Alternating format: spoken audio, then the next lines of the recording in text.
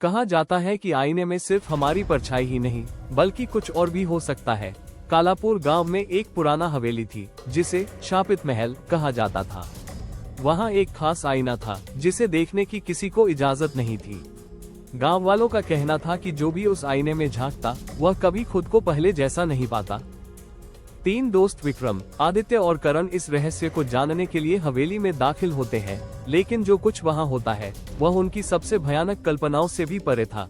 अध्याय 1, शापित महल का रहस्य। गांव में सालों से एक कहानी प्रचलित थी कि पुराने महल में रखा आईना श्रापित है। 1 कहते हैं जो भी उसमें रात के 3 बजे खुद को देखता उसकी परछाई आईने में कैद हो जाती। 2 कुछ लोगों ने बताया कि आईने में कोई दूसरी दुनिया है जहां भूतों का वास है। 3 गांव में कई लोग रहस्यमय तरीके से गायब हो चुके थे जिनके बारे में कहा जाता था कि वे आईने के अंदर समा गए। विक्रम, आदित्य और करण इन बातों पर यकीन नहीं करते और इस रहस्य को सुझाने के लिए शापित महल में जाने का फैसला करते हैं। अध्याय 2, हवेली के अंदर। रात के ठीक 2:45 बजे तीनों दोस्त पुरानी हवेली में दाखिल हुए। हवेली के अंदर धूल और जाले थे। हवा में अजीब सी ठंडक थी। आईना ठीक बीचों बीच रखा था, बड़ा काले रंग की लकड़ी से बना और उस पर अजीब सी आकृतियां बनी थी। विक्रम ने हंसते हुए कहा, ये तो बस एक पुराना आईना है। लेकिन आदित्य को एक अजीब एहसास हुआ। मुझे ऐसा लग रहा है कि कोई हमें देख रहा है, उसने धीरे से कहा। करण ने अपने बाल ठीक करने के लिए आईने में देखा और तभी उसके चेहरे का अक्स मुस्कुराने लगा, लेकिन करण तो नहीं मुस्कुरा रहा था। फेयरफुल। अध्याय 3, आईने के अंदर का भूत। आईने में अचानक धुंध उठने लगी और एक भयानक आकृति उभर आई। लंबे नाखून, लाल चमकती आंखें और डरावनी मुस्कान। आईने के अंदर का चेहरा करण का ही था, लेकिन उसका प्रतिबिंब अब उसकी हरकतें नहीं दोहरा रहा था। तुम लोगों ने बहुत बड़ी गलती कर दी। आईने में से एक भयानक आवाज गूंजी और करण को ऐसा लगा जैसे कोई उसे अंदर खींच रहा हो। आदित्य और विक्रम ने उसे पकड़ने की कोशिश की, लेकिन अचानक आईने से 2 काले हाथ निकले और करण को अंदर खींच लिया। अध्याय 4, आईने की दुनिया। करण ने खुद को एक अंधेरे कमरे में पाया। ये वही हवेली थी, लेकिन यहाँ सब कुछ उल्टा था। दीवारों पर खून से हाथों के निशान थे और हवा में फुसफुसाहट सुनाई दे रही थी। आईने के अंदर कई परछाइयां खड़ी थी। वे सब इंसान थे, लेकिन उनके चेहरे अजीब थे, जैसे वे सदियों से वहां फंसे हो। अब तुम इस दुनिया के हो, बाहर नहीं जा सकते।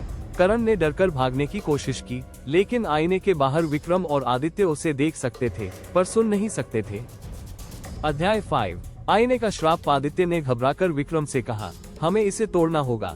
लेकिन तभी आईने के अंदर की भूतिया आकृति जोर से चिल्लाई, अगर तुमने आईना तोड़ा तो करण हमेशा के लिए खो जाएगा। अब दोनों दोस्त उलझन में पड़ गए।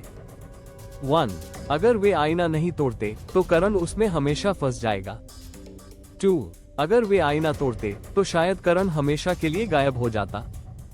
विक्रम ने अचानक अपने दादा की पुरानी किताब में पढ़ी एक बात याद की, आईना आत्माओं का द्वार होता है, पर इसे सही मंत्र से बंद किया जा सकता है। आदित्य और विक्रम ने मिलकर संस्कृत के मंत्र पढ़ने शुरू किए, ओम त्र्यंबकम यजामहे। आईना कांपने लगा और अंदर मौजूद परछाइयां चिल्लाने लगी। अध्याय 6, करण की वापसी। आईने के अंदर भयंकर हलचल होने लगी। करण ने महसूस किया कि उसके पैर धीरे धीरे जमीन से ऊपर उठ रहे हैं और उसे आईने के बाहर खींचा जा रहा है।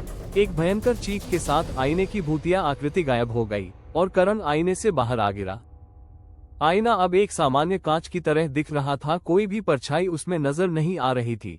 करण घबराकर उठते हुए बोला, वो जगह, वो लोग, वे सब आईने में फंसे हुए थे। अध्याय 7, हमेशा के लिए खौफनाक। अगली सुबह तीनों दोस्त हवेली से बाहर निकले। गांव वालों को जब इस बारे में पता चला तो उन्होंने आईने को जमीन में दफना दिया और उस हवेली को बंद कर दिया। लेकिन एक सवाल अब भी बाकी था, क्या आईने का श्राप हमेशा के लिए खत्म हो गया था, या फिर ये किसी नए शिकार की तलाश में फिर से जाग जाएगा?